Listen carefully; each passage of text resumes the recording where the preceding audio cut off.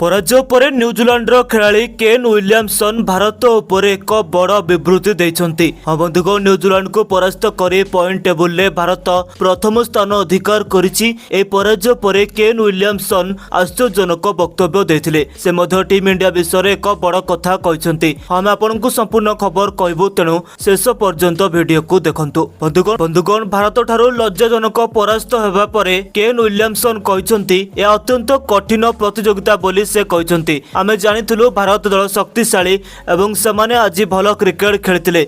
आमर बोलिंग भल थिला, विशेष करी मैट हेनरी चमत्कार प्रदर्शन करथिले एवं से 5टी विकेट मध्य नेथिले एवं भारतीय बैट्समैन मानकु रन स्कोर करिबारे बारण मध्य करथिले। भारतीय स्पिनर माने मैच रो गति को बदलाई देथिले। भारतीय स्पिनर माने हमकु मुक्त भाबरे खेलिबार सुजोग देइ नथिले। श्रेयस अय्यर को बैटिंग आश्चर्यजनक थिला। शेषरे द्रुत रन स्कोर करी हार्दिक पांड्या स्कोर को आहुरी दृढ़ करथिले। वरुण चक्रवर्ती आम बैट्समैन मानकु स्थिर हेबाकु देइ नथिले।